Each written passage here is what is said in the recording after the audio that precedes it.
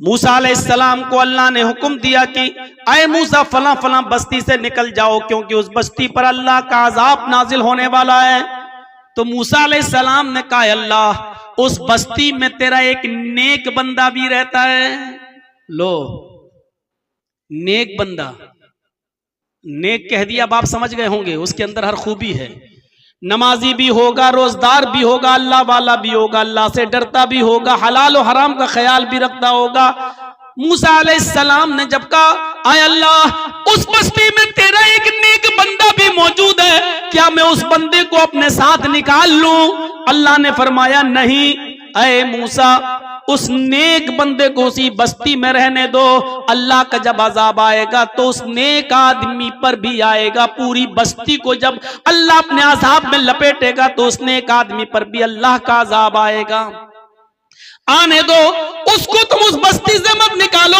मूसा अलैहिस्सलाम ने कहा, अल्लाह उस नेक आदमी का कसूर क्या है, उस नेक आदमी की गलती क्या है, वो तो नेक है। अल्लाह रब्बुल आलमीन ने मूसा से कहा, अय मूसा उस नेक आदमी का कसूर यह है कि खुद वो नेक अमल करता है, नमाजें पढ़ता है, रोजा रखता है, लेकिन उन बस्ती वालों को नमाज का हुक्म नहीं देता, रोजे का हुक्म नहीं देता। वो अपनी नमाज पढ़ के चला आता है, अपना रोजा रख लेता है, लेकिन वो मोहल्ले वालों को नमाज और रोजे की दावत नहीं देता। वो नेक चीजों से का हुक्म नहीं देता और बुराइयों से नहीं रोकता। इसलिए उस आदमी पर भी अल्लाह का अजाब आएगा, मेरा अजाब उस नेक आदमी के ऊपर भी आएगा। ये वाकया हमें बतला रहा है कि हम नेक काम कर रहे हैं लेकिन बुरे लोगों को बुराइयों से नहीं रोक रहे हैं, और हम उनको नमाज और रोजे की तरफ नहीं बुला रहे हैं, अच्छे काम की तरफ नहीं बुला रहे हैं, तो हम भी बराबर के मुजरिम हैं। हम ही उसी फहरिस्त में, उसी लिस्ट में हमारा भी नाम लिखा जाएगा जिस लिस्ट के अंदर बुरे आदमियों का नाम लिखा हुआ है। हम बच नहीं सकते इससे। अल्लाह रब्बुल आलमीन ने कहा, मूसा उस नेक आदमी को भी उसी बस्ती में रहने दो।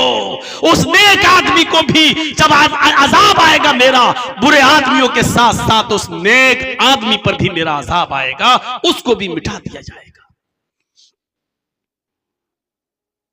यह सूरत हाल है हमारी। लेकिन दावत और तबलीग में भी अल्लाह रब्बुल आलमीन ने एक चीज की शर्त लगा दी है। जब किसी को नमाज की दावत दो, रोजे की दावत दो, हज की दावत दो, अच्छे काम की दावत दो, तो उसमें भी तुम्हारा लहजा, तुम्हारा अंदाज़े गुफ्तगू बड़ा नर्म होना चाहिए। उदउ इला सबील रब्बिका बिल हिकमा वल मौइज़तिल हसना।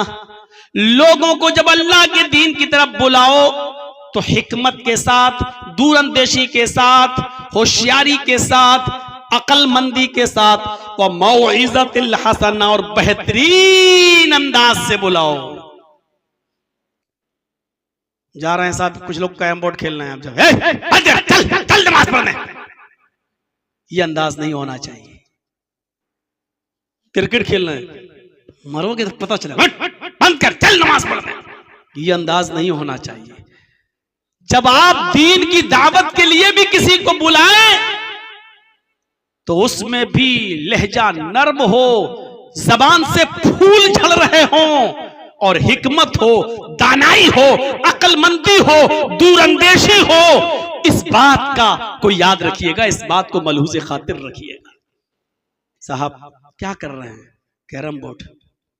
देखिए यार, आप जो चीज खेल रहे हैं, शतरंज खेल रहे हैं, कैरम बोर्ड खेल रहे हैं, मालूम है अल्लाह के नबी सल्लल्लाहु अलैहि वसल्लम ने फरमाया कि जिसने शतरंज खेला या हर वो खेल जिसमें वक्त की बर्बादी हो और फायदा कुछ ना हो, और एक और मसला याद रखिएगा, हर वो खेल जिससे सर फूटने का डर हो और आंख फूटने का डर हो, इस्लाम की नजर में वो खेल हराम है। अब मत पूछिएगा मौलाना क्रिकेट जायज है कि ना जायज। पाबंदी मोल मत लीजिएगा, अपने ऊपर मुसीबत मोल मत लीजिएगा। अल्लाह के नबी के जमाने में क्रिकेट नहीं था। अब जर्जी साहब क्रिकेट की हदीस कहां से लाए? एक उसूल बता दिया शरीयत ने, हर वो खेल जिससे सर फटने और आंख फूटने का डर हो, शरीयत में वो खेल हराम है। अब आप कहिए साहब अजान हो गई है, चलिए नमाज के लिए। अल्लाह रब्बुल आलमीन हमारी हर हरकत को देख रहा है। आप नमाज पढ़ेंगे, आपको सवाब दिया जाएगा। हमें एक दिन मरना, इस दुनिया को छोड़कर जाना है। हमेशा के लिए कोई इस दुनिया के अंदर नहीं आया है, हमेशा आ भी नहीं सकता। जानते हो ना, एक बार अकबर बादशाह अपने गाल पर हाथ रखकर ऐसे सोच रहा था। बीरबल ने पूछा, अकबर बादशाह सलामत, क्या सोच रहे हो इतनी गहराई के साथ, दिमाग में क्या है?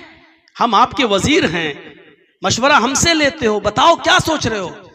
कहा, अकबर ने कहा, बीरबल मैं सोच रहा हूं कि काश ये सल्तनत, ये बादशाहत हमेशा के लिए अगर होती तो कितना अच्छा होता।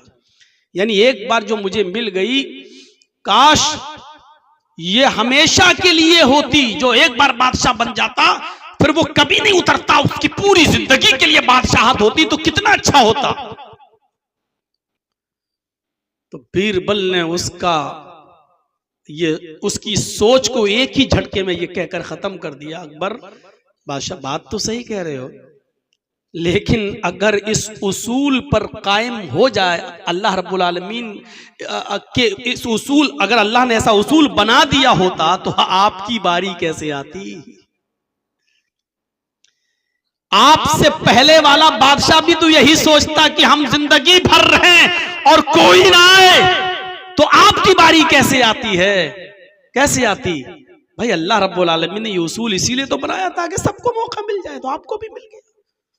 हाँ यार तुम सही कह रहे हो, अगर यही होता तो फिर हमारा नंबर कैसे आता? कभी कभी बेवकूफ लोगों को भी बादशाहत मिल गई, ये सोचते रहते थे। तो हमें हमेशा नहीं रहना। अगर इस अंदाज से आप समझाएंगे तो याद रखिएगा, इस अंदाज से आपने समझाया तो जरूर वो आपकी बात मानेगा, और नहीं मानेगा तो आपका कुछ नहीं बिगड़ेगा, आपका कुछ नहीं बिगड़ेगा। मेरे भाइयों, आपने अपनी मेहनत की है, नहीं अब आपका कुछ नहीं बिगड़ेगा, आपकी जिम्मेदारी खत्म हो जाती है। हजरत इब्राहिम अलैहिस्सलातु वस्सलाम ने 99 साल तबलीग की, 99 साल तबलीग करने के बाद भी उनके ऊपर एक भी आदमी इस्लाम नहीं लाया। इस्माइल तो उनके बेटे थे, इसहाक तो उनके बेटे थे, हाजरा तो उनकी बीवी थी, सारा तो उनकी बीवी थी, लूत अलैहिस्सलाम तो उनके भतीजे थे।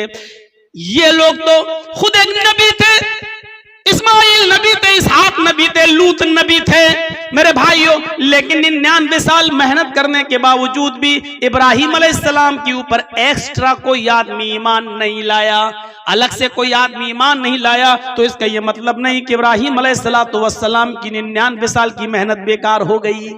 इस पर आदमी को निराश नहीं होना चाहिए, नाउम्मीद नहीं होना चाहिए। मेहनत कर रहा है, किया है, ठीक है। एक बाप अपने बेटे को पढ़ाता है, मेहनत करके पैसा कमाकर अपनी बच्चों की फीस पर खर्च करता है। 1 साल के बाद एग्जाम पे बेटा बैठता है, रिजल्ट आता है कि बच्चा फेल हो गया है। इसका मतलब यह नहीं कि बाप की मेहनत बेकार हो गई, नहीं, वो इस मर्तबा फेल हुआ है, फिर उसको समझाओ, फिर उसको माइल करो। हो सकता है कि उसने लॉकडाउन के मौके पर ऑनलाइन पढ़ाई के चक्कर में मोबाइल में ज्यादा दिमाग लगा दिया हो, अब मोबाइल में लगा रहता है, गेम खेल रहा है और तमाम चीजों में उलझ कर रह गया है, जिसकी वजह से वो कामयाब नहीं हो सका है। लेकिन ये कहना, आपके यहाँ इलेक्शन हो रहा है, पीसीयू कैंडिडेट खड़े हुए हैं, आप जिसको जिताना चाह रहे हैं उसके लिए रातों दिन एक कर रहे हैं, मेहनत कर रहे हैं, पता चलता है नतीजे के वक्त कि आपका कैंडिडेट हार जाता है, दूसरा कैंडिडेट जीत जाता है। इसका यह मतलब नहीं कि आपकी मेहनत बेकार, आपने मेहनत की है, लेकिन आपको थोड़ा सा अफसोस जरूर होता है, वो होना चाहिए। लेकिन दावत और तबलीग का मामला ऐसा है कि यहां अफसोस की जरूरत ही नहीं है।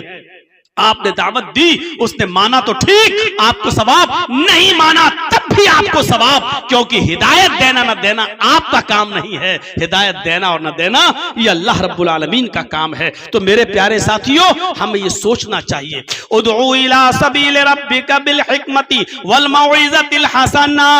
कितनी प्यारी बात कही जा रही है, उदउ इला सबील रब्बिका बिल हिकमा, लोगों को हिकमत के साथ, होशियारी के साथ, दानाई के साथ अल्लाह के रास्ते की तरफ बुलाओ, दीन की तरफ बुलाओ। दावत और तबलीग की तरफ बुलाओ, वल मौइज़तिल हसना, और उसलूब अच्छा होना चाहिए। अब एक और चीज सुनिए,